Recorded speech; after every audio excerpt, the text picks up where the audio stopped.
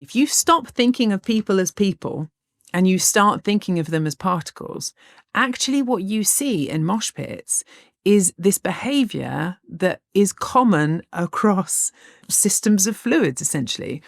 And each person effectively is like a particle, right? They're propelled, they're constantly colliding, and they're reacting to what's going on around them locally, not the whole global system. Huh. So these physicists, what they did is they made this mathematical model, this computer simulation. I mean, adorably good sense of humor here. They called it the Mobile Active Simulated Humanoids model, otherwise known as MASHers. Cute. And there are two different tendencies that people have when they're in this sort of crowd situation.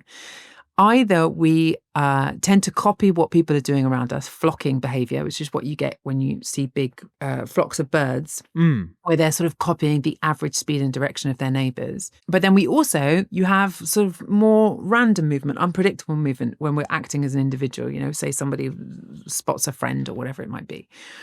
And what they found is that actually these mosh pits, they do have this gas-like state. They essentially form the same patterns that you would see if you were looking at a box of atoms, right? This sort of disordered gas. People are sort of pinging around from each other in this disordered way. But then when you get more people going in, people organize into this vortex-like state, this sort of circular motion that you see precisely as you do in fluids, where people are sort of rotating with the audience. It's this emergent property. Nobody ever says like, okay, off you go, start rotating in this direction. These are people with their own personal wills, and Totally. they haven't organized any of these patterns. No, it's just something that happens when you stop behaving like people and start behaving like particles.